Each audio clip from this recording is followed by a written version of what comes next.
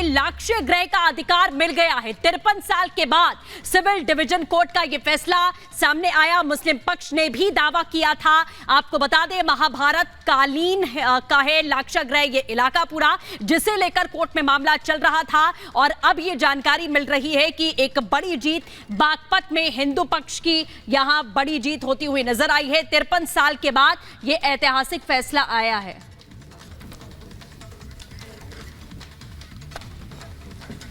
तो बड़ी खबर आपको लगातार बता रहे, मुस्लिम पक्ष ने भी इस पर दावा किया था और महाभारत कालीन का है लक्ष्य गृह का इलाका, जिसे लेकर कोर्ट में यह मामला लगातार जारी था और इसमें बड़ी जीत हिंदू पक्ष को मिली है।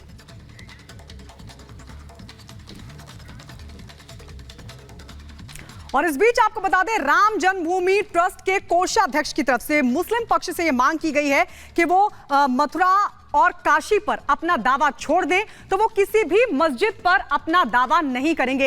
ये पूरी खबर क्या है, इस रिपोर्ट में आपको दिखाते हैं।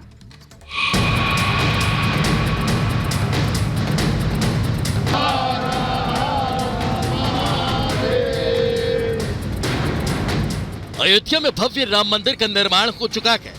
रामलला की प्राण प्रतिष्ठा के बाद से श्रद्धालु दर्शन के लिए पहुंच रहे हैं। राम मंदिर के समाधान के बाद काशी और मथुरा विवाद के समाधान की मांग तेज हो चुकी है। हालांकि काशी के ज्ञानवापी और मथुरा के श्री कृष्ण जन्मभूमि विवाद का मामला कोर्ट में चल रहा है। इसके बावजूद हिंदू संगठन और धर्मगुरु दोनों धार्मिक स्थलों के विवाद के शांतिपूर्ण निपटारे की मांग कर रहे हैं।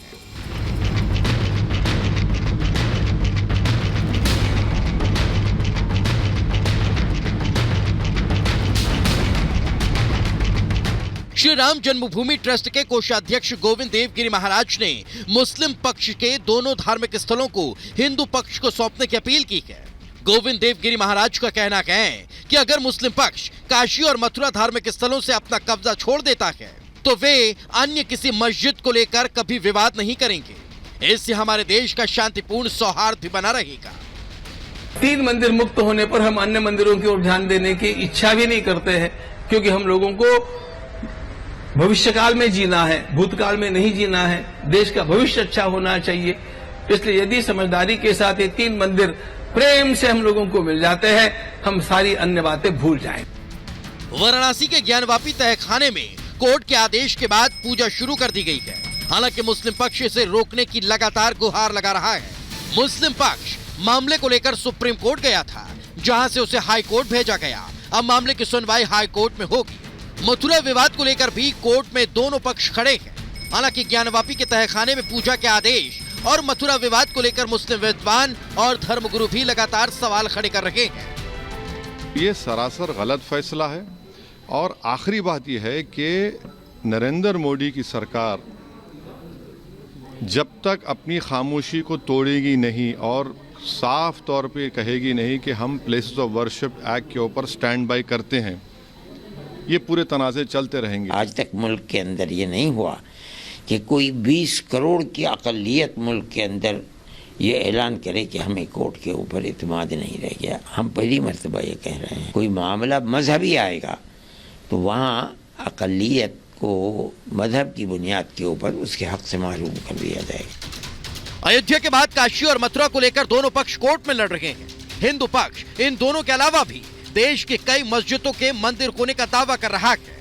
राम जन्मभूमि ट्रस्ट के कोषाध्यक्ष गोविंद देवगिरी महाराज ने ऐसे सभी विवादों की शांतिपूर्ण निपटारे का समाधान किया। गोविंद देवगिरी का कहना है कि वो देश में शांति चाहते हैं। अगर मुस्लिम पक्ष ने उनकी अपील मान ली तो वे किसी दूसरे मस्जिद को लेकर विवाद नहीं होने देंगे। कहीं कहीं समझदार लोग होते हैं, कहीं कहीं समझदार लोग नहीं होते हैं। तो जहां जहां जिस प्रकार की स्थिति है उस प्रकार की भूमिका लेकर के हम समझाने का प्रयास करेंगे। हम किसी प्रकार अशांति निर्माण नहीं होने देंगे। राम जन्मभूमि ट्रस्ट के कोषाध्यक्ष गोविंद गिरी ने देश के धार्मिक विवाद का समाधान तो दे दिया, लेकिन मुस्लिम पक्ष गोविंद गिरी के समाधान पर कितना अमल करता है, ये तो आने वाले दिनों में साफ हो जाएगा।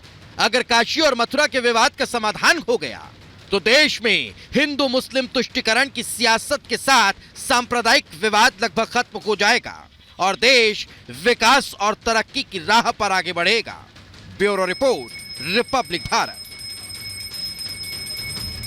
और चलिए आगे बढ़ते बात हिमाचल प्रदेश की कर लेते हैं, जहां पर ऊना में केंद्रीय मंत्री अनुराग ठाकुर ने आस्था स्पेशल ट्रेन को हरी झंडी दिखाई है, जो कि ऊना से अयोध्या तक चलेगी। 1 मिनट की रिपोर्ट इसी से जुड़ी आपको दिखाते हैं। हिमाचल के ऊना से आस्था स्पेशल ट्रेन अयोध्या के लिए रवाना हुई। केंद्रीय मंत्री अनुराग ठाकुर ने ऊना के अंदौरा रेलवे स्टेशन से ट्रेन को हरी झंडी दिखाई। जानकारी के मुताबिक आस्था स्पेशल ट्रेन से 1074 राम भक्त अयोध्या के लिए रवाना हुए। इस दौरान रेलवे स्टेशन पर भक्तिमय माहौल नजर आया। श्रद्धालुओं में उत्साह था। यही नहीं, श्रद्धालुओं की सुविधा के लिए ट्रेन में लंगर की भी व्यवस्था थी। राम भक्तों की वर्षों की प्रतिज्ञा पूरी हुई है और हिमाचल प्रदेश की देवभूमि से अयोध्या धाम जी के लिए पहली ट्रेन राम भक्तों के जत्थों के साथ रवाना हुई। दौरा रेलवे स्टेशन से अयोध्या पहुंचने में इस ट्रेन को करीब 19 घंटे लगेंगे। आस्था स्पेशल ट्रेन रात करीब 1 बजे अयोध्या पहुंचेगी। इसके बाद श्रद्धालुओं को करीब 23 घंटे दर्शन के लिए मिलेंगे। अयोध्या से इसी ट्रेन में श्रद्धालु वापस भी लौटेंगे। Bureau report, Republic Bharat.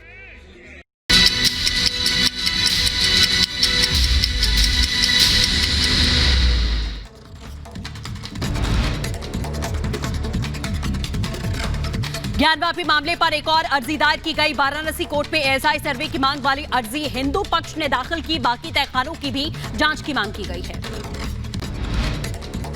Jharkhand विधानसभा में चंपई सरकार ने पास किया फ्लोर टेस्ट। विश्वास मत में सरकार के पक्ष में पड़े 47 वोट, विपक्ष में पड़े 29 मत।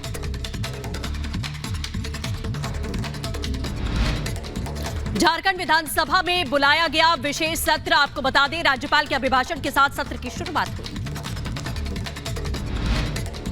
विधानसभा में बोले हेमंत सोरेन, मेरे खिलाफ साजिश रचने में बड़े नेता शामिल। 2 साल से लिखी जा रही थी गिरफ्तारी की स्क्रिप्ट। देश में पहली बार सीएम की हुई गिरफ्तारी।